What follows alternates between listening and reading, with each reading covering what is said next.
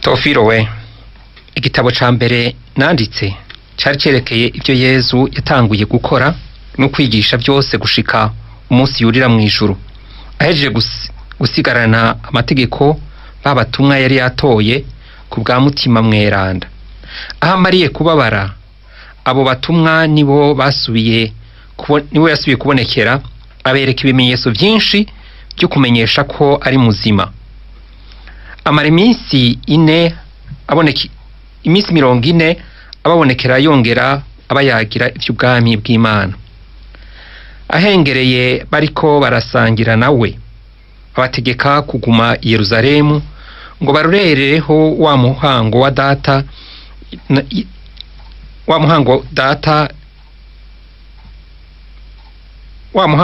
wa data nari nababwiye nti, Yohani abatirisha amazi, mu minsi iza kuza mwebwe muzobatizwa muri mutima mweranda. Ijambo ry'Imana. Dushimira Imana.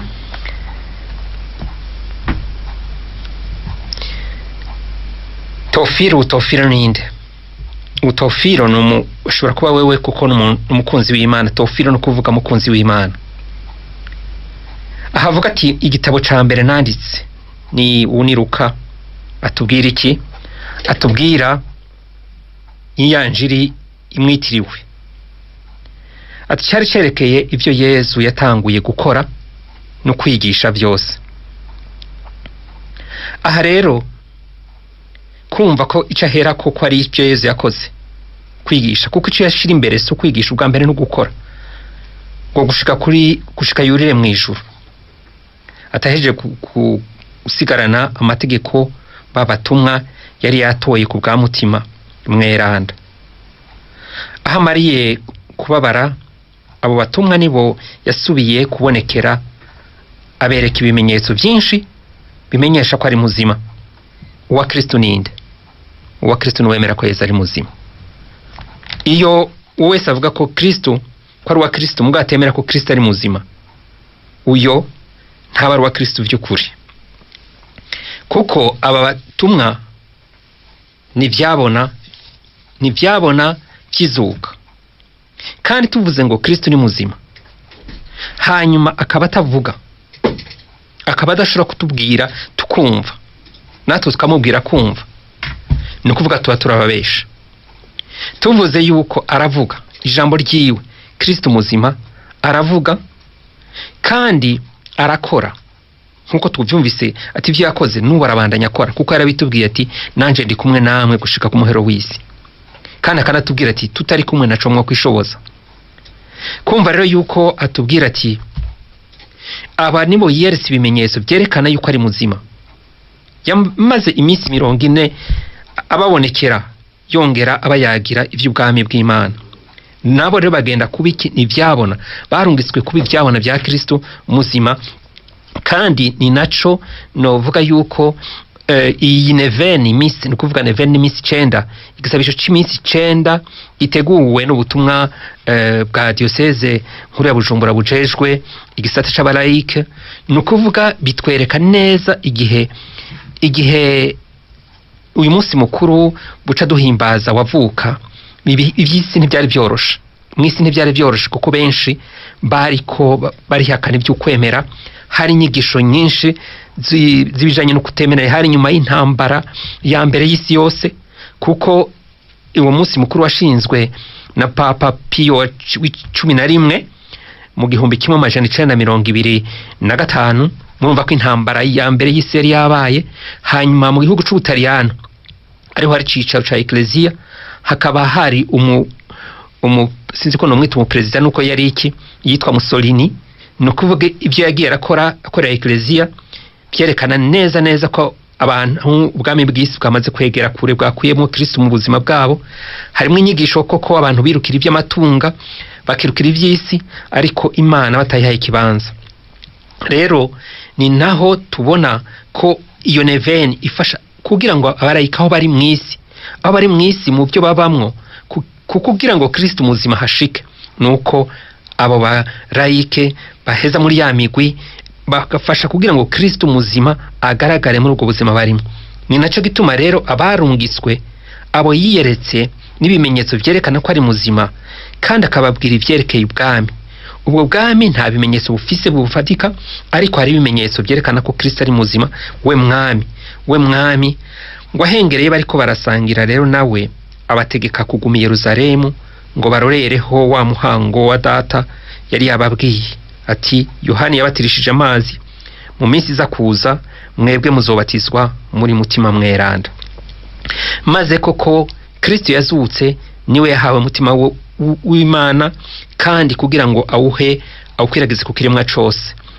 Rero kuri uyu munsi ugira 8, iri niryo jambo ridufashije kugira ngo twinjire mu nyigisho idufasha kugira ngo tuzohimbaze neza.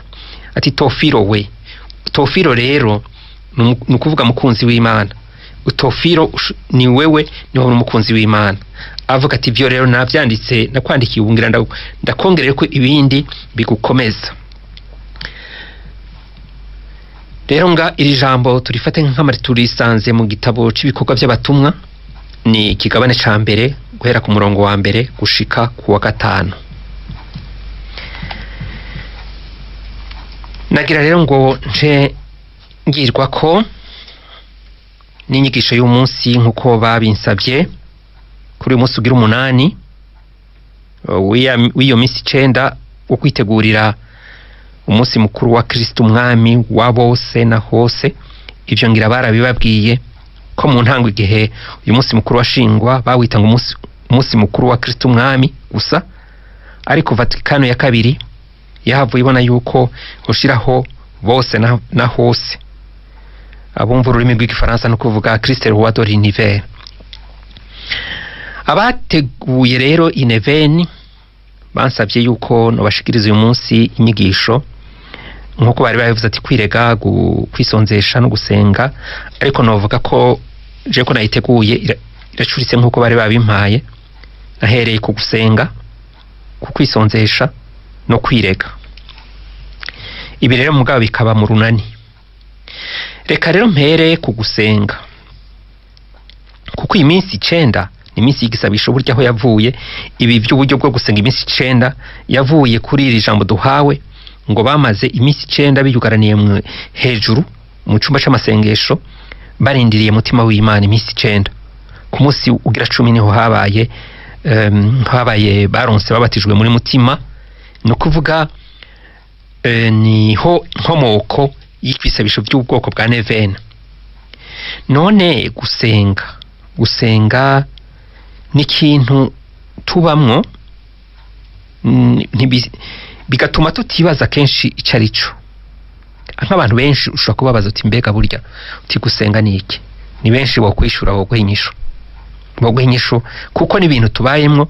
Ni nka kurya kw'izuba, ni nkuko wobaza izuba uti mbega habagiye izuba ni iki? Kuko izuba riri ngaho turarimenyereye, burasha rigaseruka hanyuma rikarenga, kumbure tukavuga ngo uyu munsi ngo izuba ryatse cane canke ntiryatse, ariko riri ngaho. No gusenga rero nuko bimeze. Rero twibaza iti gusenga ni ugukora iki? Kubera iki mvuze ngo ni ugukora iki? Simvuze ngo gusenga ni iki. Urumva ko ugusenga ari ivuga cyo gukora. Rero ugusenga ni igikorwa ndoramana cyo gushikiriza ikiri ku mutima umwe mu bapersona b'ubutatu bwerana canke ubishishije ku bakandizi abo nabo bwa mbere n'Bikira Mariya canke undi mweranda. Ugusenga ni igikorwa ndoramana cyo gushikiriza ikiri ku mutima umwe mu bapersona b'ubutatu bweranda. Aha igituma ndabivuze gutyo ni kubera iki? Nuko uyu munsi benshi barafatirwa mu mitego, abantu bakagutumira ahantu mudahuje ukwemera ngo no gusenga dusenga Imana imwe.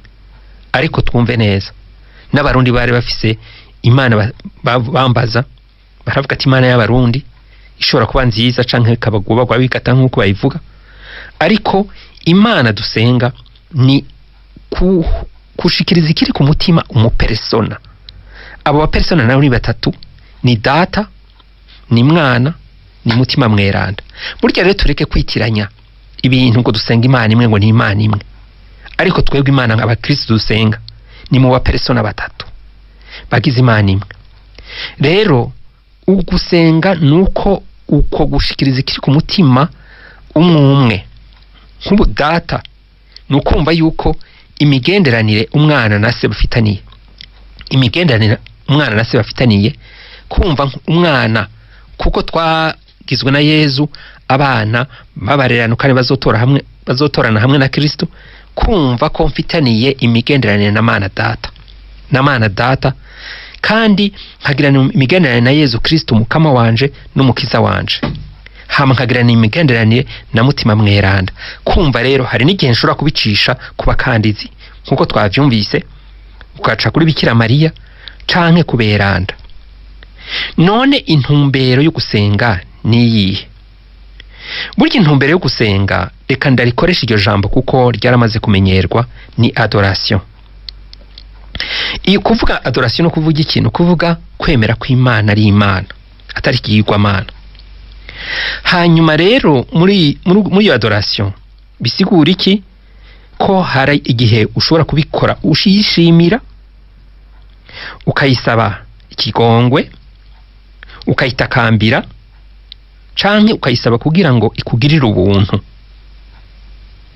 None Imana irumva, irishura. Aha duca tugaruka kuri rya jambo kumva ati Kristo ni muzima, kuko niwe yaduhishura Imana itaboneka, niwe gashusho k'Imana itaboneka. Ni muri we dushobora kugirana imigenderanire na Mana Data. Rero igihe tuvuze yuko Imana itumva, itishura, igisabisho cuca kiba nka kimwe c'abarundi bagendeye bakagira imigirwa nyene koko, ariko itishura. Ariko Imana nzima, kuko twumvise ati abatumwa barungitswe kuvuga ko ari Imana nzima, rero Imana dusenga ni Imana nzima. Nkuko nayivuze Imana ariko ndavuga si Imana y'abarundi mwimanyi yo hejuru, si Imana imanyi yo hejuru, nukuvuga ni data umuvyeyi ari hafi. Ni umuvyeyi ari hafi kuko nkuko Yesu yabibwiye wa mugore w'umunyasamariyakazi, yaravuze ati kirageze ati mbere cyamaze gushika, kiregereje mbere cyamaze gushika, abasenga nyagusenga basengera data mukuri no muri mutima. Kumva ko abagira adoration nyakugira adoration bayigira mukuri no mu mutima. Aha no kuvuga igisabisho c'imva mutima, atari kuvuga ibisabisho. Kuko hari abantu usanga bavuga ibisabisho, umuntu avuga ibisabisho ni wa wundi atigera hinduka. Igisho gisabisho ntikigera kimuhindura, maze rero uwo avuga ibisabisho nyene no kuvuga asubiramwe iby'abandi, niko no bivuga si igisabisho c'imva mutima, kuko igisabisho c'imva mutima kandi kiri mukuri kiraguhindura. Mu Kirundi bavuga ngo usaba umwiza mugasa. Rero si Imana imanyiyo, no kuvuga nugusenga umwe mu ba persona. Ni rero aha nkuko twabibonye kuba Kristo ari wemera ko Yesu ari muzima, na Mana mutima mweranda rero muhoza atwigisha ukuri kose kandi akamara amazi isi kubw'igicumuro, kubw'ubutungane no kubw'urubanza. Rero muri ubwo buryo bwo gusenga, kuko dufatira ku buzima, igisabisho kidasabiye ugusenga kudafatiye ku buzima nyene kuba ari ukuvuga ibisabisho. None tubanze turabe ugusaba, nibwo buryo tumenyereye cane. Ugusaba nivyo biza imbere kuri twebwe, ni naco gituma mbere bace bavyita abarundi ngo ni igisabisho. Ibintu byose no gusabisha nibisabisho. Hanyuma mbere n'igihe ivyo yasabye yabironse aca yongera kongera kanasaba, ariko arakenguruka kuko bavuga ngo ngutongeje ngo abayagaye. Niko abarundi bacutusha tubicamo. Aha rero Yesu arabiduhimiriza atubwira ati nimusabe muzoronka, nimwuguruze muzokugururirwa, nimurondere muzoronka. Aho nyene akatwereka ugusaba neza muri dawe uri mwijuru, dawe wacu uri mwijuru. nihatwereka ibyo umuntu yosaba. Uku niko gusaba neza. Ubwa mbere kurondera ko izina ry'Imana ryubahwa ritagatifuzwa, kurondera ko ubwami bw'Imana buza, kurondera ko gushaka ko Imana gukorwa nkuko hasi nkuko gukorwa mu ijuru. Hanyuma akatwereka ikindi twosaba ko imfungurwa zidukwiye atari ugurondera amasitoke. Akadusaba kandi yuko natwe tumusaba ububasha bwo kurekurira nkuko yuko aturekura ibicumuro nkuko natwe turekurira, nuko adukiza wa mubi.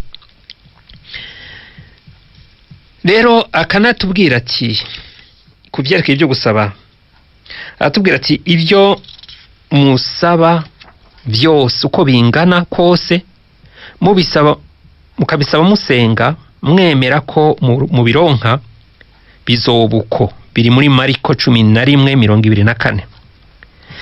Reka ndarisubiramo iri jambo kuko ni ijambo rikomeye cyane kuri iki kubyerekeye gusaba. Ibyo musaba byose ibyo musaba byose uko bingana kose mubisaba musenga mwemera ko mu bironka bizobuko.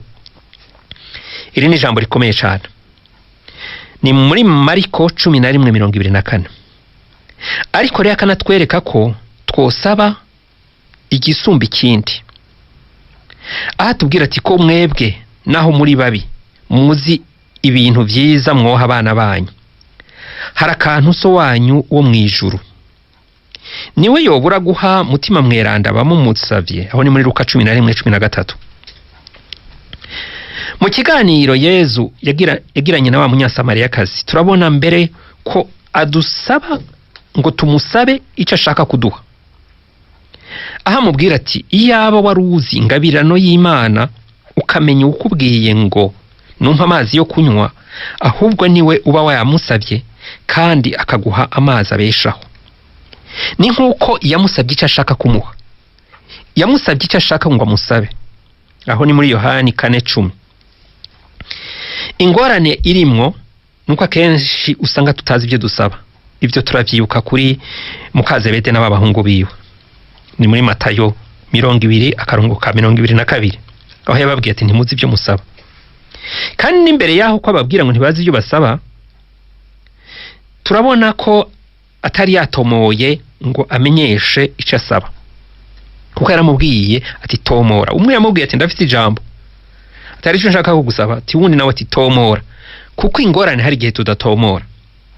Ikindi rero nacu ugasanga ntituzi ico dusaba, kuko burya iyo muravye bajya abahungu baze bete ibyo bari kwasaba by'iburyo n'ibubamfu, iyo bamenya ko iburyo n'ibubamfu hazoba hari bya bisuma bibiri, ntibari kubisaba kuko ntibari bazi ico basaba.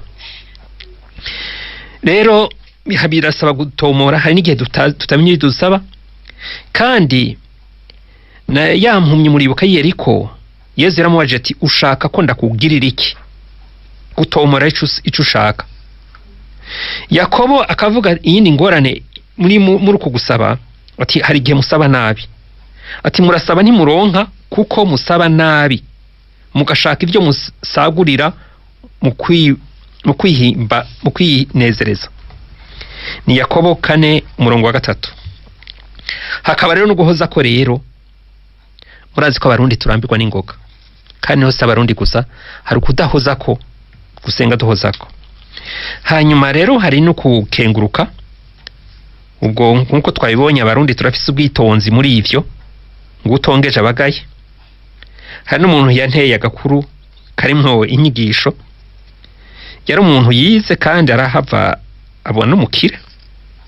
Yavuze ati nkuye utuze ku gatumba, ati rero umubanyi afise ubuzima bubayabaye bari ngaho, atakagusaba ishati. Ati hanyuma yashati ukayimuha. Ati haize iminsi ukazubona wa muntu aramanutse aje kugushimira, azanye isaki, ikibido c'insongo n'igitoke, aje kugushimira kubera wamugabiye ishati. Ariko warabi igiciro ca ya nkoko, kakabido k'isongo na ca gitoke, ugasanga ntaho bihuriye n'ishati. Ukibaza ati none uyu muntu yarondereke? Hama ariko rero ukaza kubibona mu nyuma, ati ukazubona ati wa muntu arakubwiye ati burya rero ndafise umwana atashomereye, ati yajya ntaco wo mumfashiriza. rero wa muntu ntiyarondera ishati, yarondera iki? Yarondera ubucuti. Kumva rero yarondera ubucuti, urumva ko ivyo ako gaciro cyane cyane iyo shati yabaye iki? Yabaye intango y'ubwo bucuti.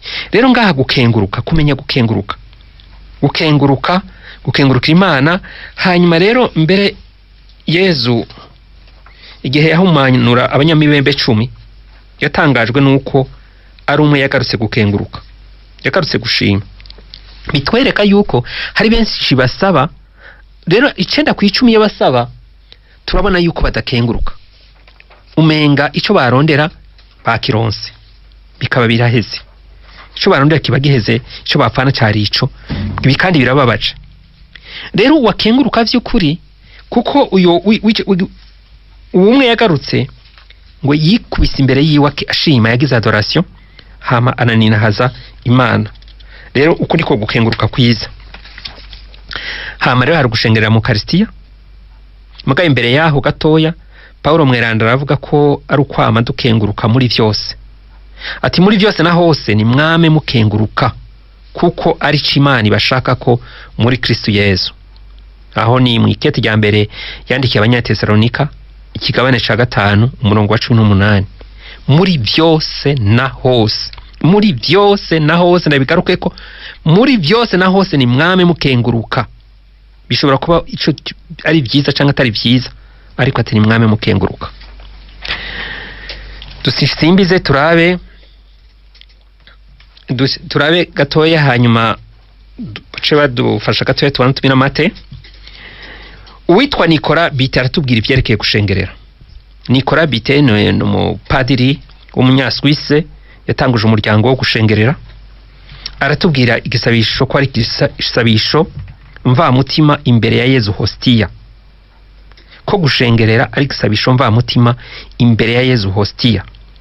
Teresa wa Avila nawe akavuga ko igisabisho mva mutima rico bita orezo ari ukugiriranira ubugenzi n'umukama, aho mukebukana n'umukama kenshi kandi wumva ukunzwe. Adoration yo muri rusange ni bikorwa by'inyifato bigaragaza ko Imana ari Imana, atari bimwe nababwira by'abarundi uza wumva bavuze ngo Imana igira ivyayo, ngo Imana igira ivyayo. Iryo jambo ryarananiye nico risikura sinzi ibyo aribyo, kumva ngo Imana igira ivyayo. Adoration rero nico kumva ko ari igisabisho mva mutima ugirira imbere ya Yezu hostia, nimuze mu hostia. Hanyuma turabe kunina hazimana. Kunina hazimana nico kimwe no gukenguruka, sico kimwe no gukenguruka, kuko ukenguruka kuki uba waronse, kuba wishuye. Ariko kunina hazimana, Imana uyininahaza kuko ari Imana. Twibuke Paulo na Silasi banina haje Imana bihe byari bimeze nabi. Uravye neza mu gitabo cy'ibikorwa by'abatumwa 16:25 urabibona. Canka Ananias, Azarias na Mizayeli basore batatu dusanga mu gitabo ca Daniyeli. Banina haje Imana bari mu itanure ry'umuriro. Imana re ininahazwa kuko ari Imana, kandi twisunze uko yatwishuriye. Kuko Yezu Kristo niwe yaduhishuriye Imana Data, kandi Data nawe akaduhishurira Mwana akatubwira ko ari umwana wiwe akunda. Kumva rero yaduhishuriye, kuko yaduhishuriye nibyo twisunga. Imana ikaninahazwa, Imana y'ijuru n'isi. Rero turumva yuko gukenguruka nuko ukenguruka ibyo Imana iba yaragukoreye, ariko Imana uyininahaza kuko ari Imana, kuko isanzwe ninahaye. Uyininahaza utangaza ibiri ngaho ukwiri, ikurikije ukugendera kwihishurira. Hanyuma imbere rero yuko baducishizamo bakaduminira mate, mu nkuka y'imisa muri ca gisabisho c'ikoraniro umusacerdote ahereza ibisabisho by'abagize ikoraniro, na ca gisabisho rusange co gusabira abarongoye Ecclesia, abatware b'ibihugu n'intara, no gusabira abandi kubera mu ngoro abandi. Hari rero n'igisabisho umuntu umwe canke benshi bagira basabira umuntu umwe, canke basabira benshi, canke basabira iki na kiriya. Yezu rero niwe yadusabiye by'ukuri. Rero ni mu bumwe nawe dushobora gusabira abandi tukababera mu ngoro, kandi igihe ibyo turabigize no kuvuga ntituba turi mu bumwe na Yezu, kandi n'igihe twashengereye by'ukuri tuvana mu mutima w'imbabazi wo gusabira abandi no kwitwararika abandi. rero gusenga nk'uko umukama yabibwiye umugore w'umunyasamariyakazi ati igihe kiregereje imbere cashitse, aho abasenga nyagusenga basenga mu kuri no mu mutima, igisabisho mva mutima kandi kiri mu kuri, atari kuvuga ibisabisho. Turabe rero kwisonzesha. Kwisonzesha ni ukwiyima imfungurwa, inyobwa, no mu buryo bwumvikanywe ko kudabonana kw'abubakanye bavyumvikanye. Ivyo bikagirwa umunsi umwe canke iminsi myinshi, guhera izuba rirenze hama gushika rirenge ry'uwundi munsi. Rero akenshi ubu uye hari igihe usanga hari abantu bavuga ngo kwisonzesha bakaba barabikweguye, ariko mu bisanzwe ni imfungurwa, inyobwa, be ni no kubonana kw'abubakanye, kutabonana kubera bavyumvikanyeko. Hari benshi rero uyu munsi batinya uwo mugirwa w'iyobokamana, ntibabone n'akamaro kavyo. Ariko abahinga mu vyerekeye akahise k'amadini batwereka ibihushanye n'ivyo abo benshi berekana, mbere bakayerekana ko kwisonzesha atari vyiza. Hari n'abakubwira kandi bakubwira bati ku munsi wa gatanu niho uburonse akanyama, kumbura ntiwahora ukaronka n'umwanya wo kukagira ako kanyama uburonse muri ico gihe kari utahora ukaronka na kigerageza uburonse, nuko heza ukakigezayo. Rero mu madini kumvo zo guhindero umubiri n'umutima, ivyo bita mu rurimi rw'igifaransa ascese, guhindero umubiri n'umutima, izo kwiryorora, kumvo zo kwiryorora, izo kigandaro canke izo gutakamba, ukwisonzesha gufise ikibanza gihambaye mu migirwa ndoramana. Nko muri Islam ni uburyo buhebuje bwo kwemera ubuhangange bw'Imana. Ariko Bibiliya iyo mushinge w'inyifato ya Eklezia ego irahurira ahantu n'ayandi madini kuri ico cyo kwisonzesha, ariko rero iratomora insiguro yo kwisonzesha kandi ikaringaniza n'ingene byokorwa, bigakorerwa hamwe no gusenga be no gufasha abakene. Ukwisonzesha kugize ibikorwa bisigura kwicisha bugufi imbere y'Imana, hamwe no gusenga be no gufasha abakene. Ukwisonzesha bigize ibikorwa bigaragaza ukwicisha bugufi imbere y'Imana, bikagaragaza kandi kwizigira n'urukundo by'umuntu. Intumbero rero Bibiliya bitwerekamwo, kuko no mu yandi madini vyo barabigira cane byo kwisonzesha, ariko cyane cyane twebwe uko Bibiliya bitwereka nuko ivyo bintu bitatu, uko kwisonzesha hamwe no gusenga no gufasha abakene biraheza bikerekana ukwicisha bugufi imbere y'Imana, kwizigira n'urukundo. Niyo ntumbero bifata, bidafashe iyo ntumbero biba vyataye umurongo. None isiguro yo kwisonzesha ni iyihe? Kubera umuntu agizwe n'umushaha n'umubiri, ntaco byomara kwiyumvira. Hari kwa biyumvira ngo ibikorwa ndoramana biraba umutima gusa, ngo nivyo umutima gusa, kandi iyo ngorane dufise. Je narabonye yuko hariho benshi no mu gusenga badasengesha umubiri batawukoresha mu gusenga, maze rero muri ico gihe umengana ibintu by'umutima gusa, ariko umubiri nawo ntuheze ngo ukore iyo myimenyerezo. Rero umuntu sinzi ico baba bamugize, ni nkuko kera bavuga ngo mu iparuwasi mbenga ngo hari imitima ingahe, ukamenga abantu n'imitima gusa. Umuntu agizwe n'umutima n'umubiri, igihe atagizwe n'umutima n'umubiri ntabakira umuntu, sinzi icabari. Rero bisaba iki? Yuko umutima n'umubiri kugira umushaha wimenyereza urakeneye ibikorwa by'inyifato y'umubiri. Umushaha urakeneye ibikorwa by'inyifato y'umubiri. Ukwisonzesha rero guherekejwe n'iminsi yose n'igisabisho cyo gutakamba bisigura kwicisha bugufi imbere y'Imana, kumva ati ibinda bigize kugira ngo nicishe bugufi. Ukwisonzesha rero nkuko tubibona mu gitabo ca bene Levi bingana no gucisha bugufi umushaha, gucisha bugufi umushaha. Ntiduhave twibaza ngo nubundi bukomezi buzanana mu kwisonzesha. Ukwisonzesha si igikorwa kidashobowe na bose mu guhindero umubiri kumva nyene yuko ati bigenda bishoboye ndisonzesha iminsi myinshi. Hari umwana we araho sinibuka iminsi bamuhaye ngo yisonzeshe bariko barasenga muri vya vyumba vy'amasengesho. Umwana bamutoye yaravye bamuramiza agasukari kumva nyene ati udashikanye iminsi ntacu uri kurakora, ariko kumva yuko ari uburyo bwo kwicisha bugufi imbere y'Imana atari kugira ngo gusa kumva kuri gihangange. Sukurondera rero ukwisonzesha kugira ngo ashimagizwe yumve ko ari akora ibintu abandi badashikira. None ingene kwisonzesha bikorwa bigirwa, turabona ko Yezu mu gutangura yisonzesheje, arisonzesheje iminsi 40 n'amajoro 40, kandi twaca tumwigana kuko abo tubona babikoze ni Yezu, Eliya na Musa, niyo babikoze iminsi 40. Ari kandi abo hari intumbero barimo, kuko Musa n'igihe ari kuri wa musozi ariko arategura amabwirizwa y'Imana. Hanyuma Eliya nawe muri bwa bugaragwa igihe abantu bari bahevye gusenga, kuko ari we mukuru w'abahanuzi. Hama na Yezu yatangura igihe gishasha. Rero tukabona kandi inyuma yaho ntitusubira kumubona yisonzesha. Yezu ntitusubira kumubona yisonzesha, kandi n'igihe abigishwa bamubwira bati twigishe, bamubwira ati mbega ni kubera iki abigishwa ba Yohani Batista n'abafarisayo bisonzesha ariko abiwawe ntibisonzesha? Turabona yuko avuga atabari kumwe n'umukwe ntibisonzesha, atari kwazoza igihe cyo kwisonzesha ngo igihe bazoba batwaye umukwe. Ariko hanini nuko adutumirira, sukuvuga yuko abisuzugura, ahubwo yaje kugira ngo biranguke, akashira imbere rero kugira gute kwitanga, mbere n'umuntu akagera igihe yibagira akikorera umusaraba wiwe.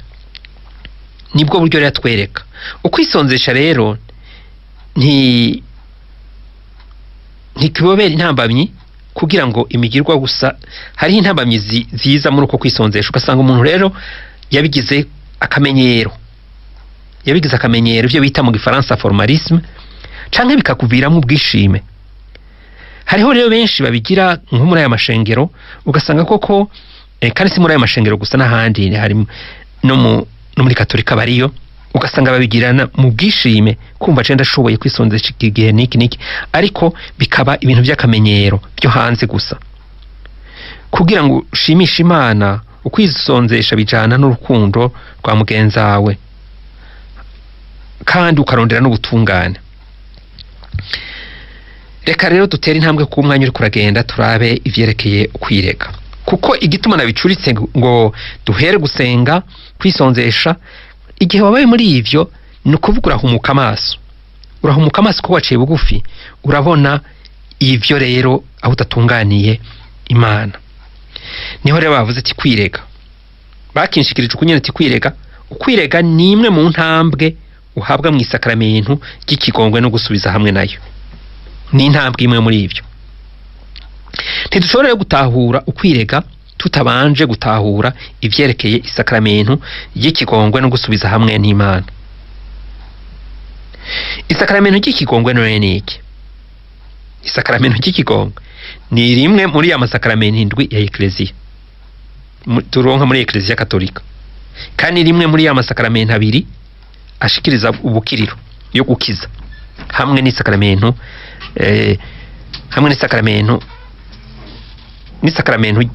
ry'abarwayi. None iryo sakaramentu rituzanira iki? Ni uguhura n'Imana, kuba kubwo guhura n'umusaserdoti. Ni uguhura n'Imana, kuba mu buryo bwo guhura n'umusaserdoti, tumurikiwe n'ijambo ry'Imana n'urukundo rw'Imana ariyo Bibiliya. Twemera ibicumuro byacu,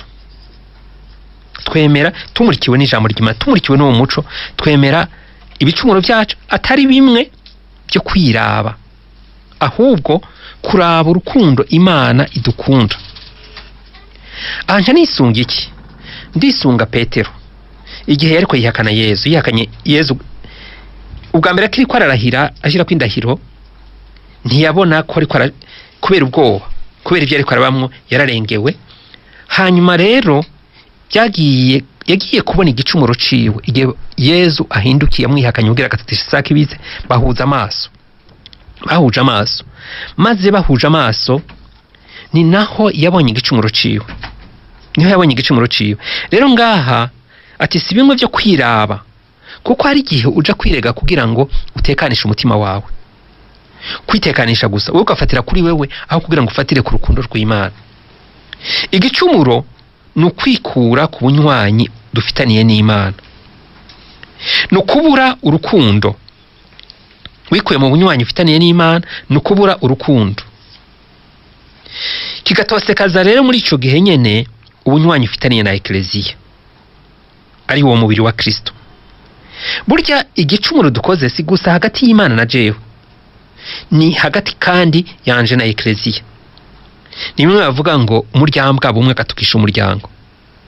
Burya ubutukishije umuryango, igicumuro ukoze kigira ingaruka kuri Ekleziya, kandi ico kimwe nuko burya ineza y'aberanda nayo nyene igira ingaruka kuri Ekleziya ingabo nziza. Isakramento cy'ikigongwe rero riserura uguhinduka kandi rigatuma tuba mu guhinduka gushitse, kutuzanira ikigongwe c'Imana no gusubiza hamwe na Ekleziya igizwe na bene wacu n'abashiki bacu mu kwemera. Uko guhura rero kuraduhindura ku buryo bw'umutima no ku buryo bwa muntu. Iryo sakramento ntirifitiwe igishika uyu munsi.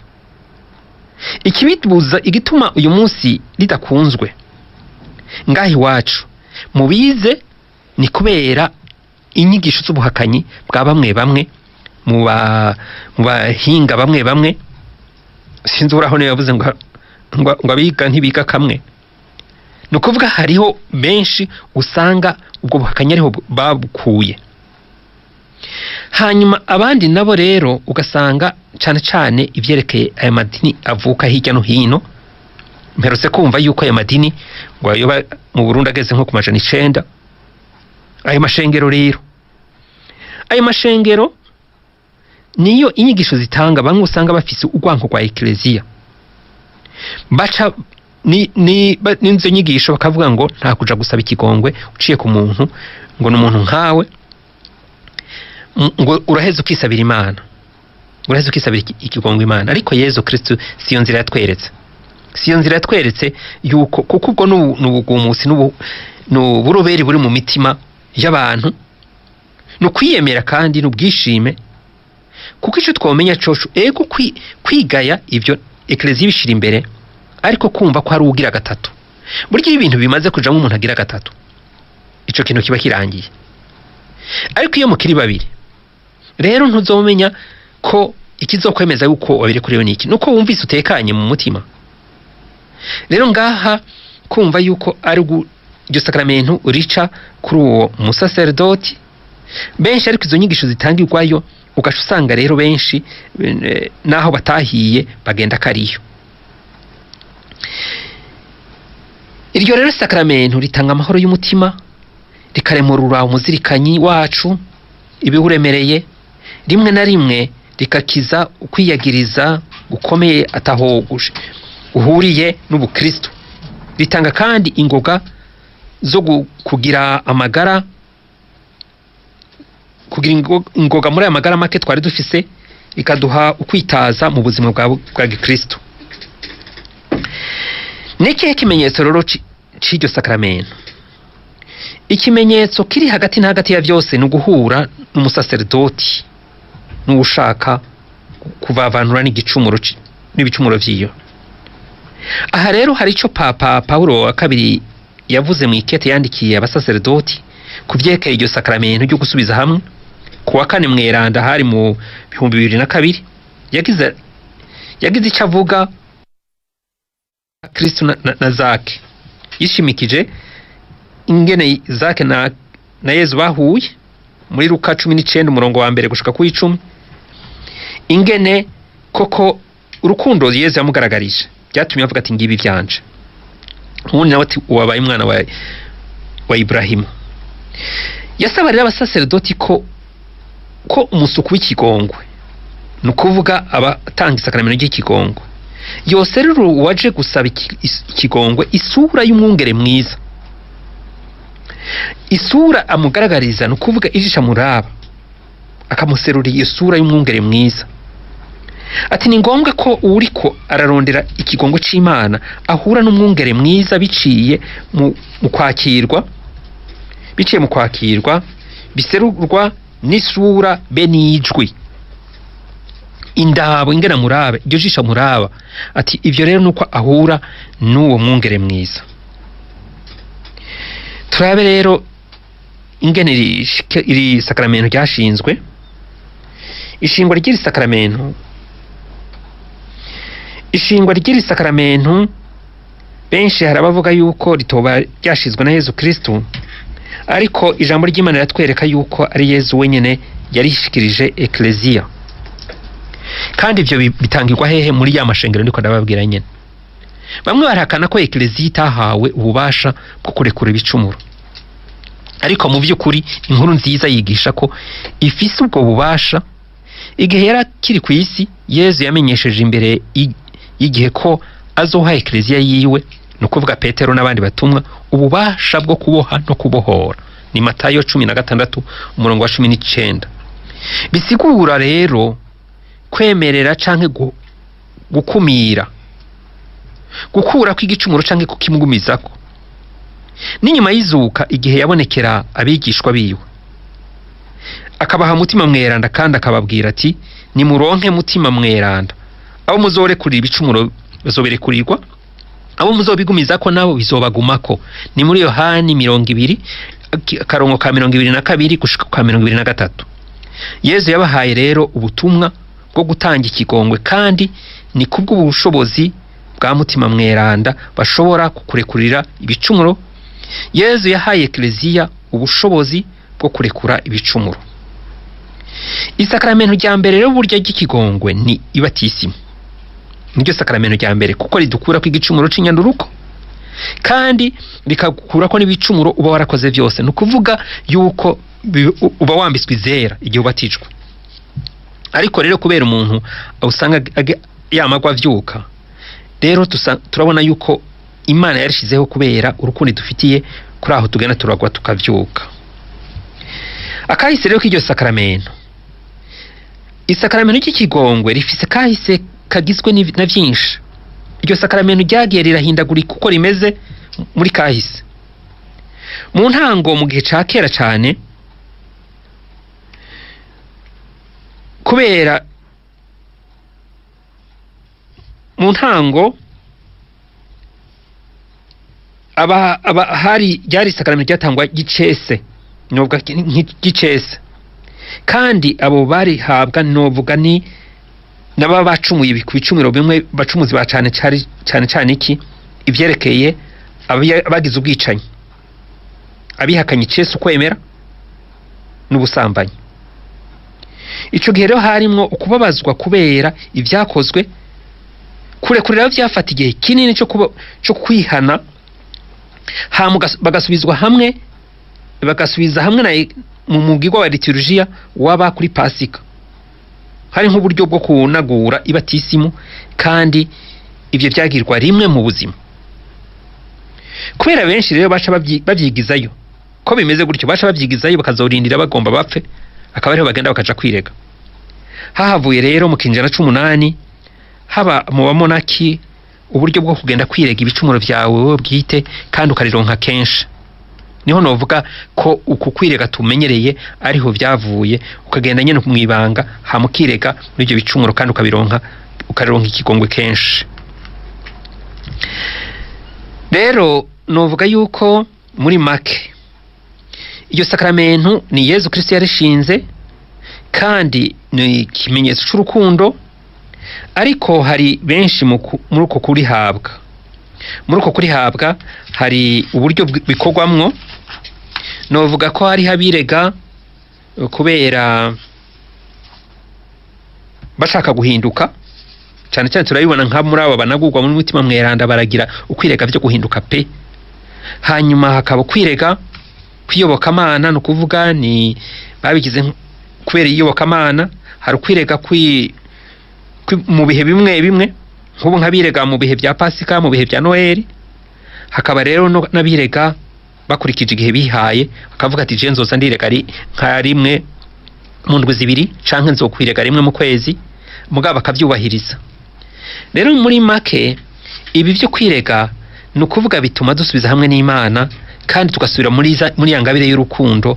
Kandi iryo sakaramento kubera ari sakaramento, hari nema turonka, iyo nema duhabwa rero ituma izibira igihengeri twari dufise. Ico rero nagira nkusozere ko niki, hariho ibicumuro bimwe twita indwi, sinzi no twita bimizi, byo bita péché capitaux. Bijya rero ibyo bicumuro by'imizi by'ibinyinanyina, ibyo bicumuro nuko mu kuvyirega ni ukuvuga ico uba warakoze. Kuko nk'ubu dufatire ku ishavu, ukavuga ngo narashavuye, uvuze ngo narashavuye ntaco uba wireze, kuko ni ngombwa yuko uvuga igihe washavura ico wakoze. Wakoze iki? Waraguvye, waratukanye, waragize wavyifashe, warivumbuye. Nico rero nuko ukivuga ico wakoze, kuko Pawulo aravuga ati nimushavura ariko ntimucumure, kuko urashobora gushavura ntucumure. Rero mwe n'ivyo bicumuro ni ngombwa igihe wirega kuvuga ati igihe rero nagira iryo shavu canke bigindwi murabizi byagenze uku nuko. Rero muri make gusenga, kwisonzesha no kwirega dusabwa nivyo tugire Kristo.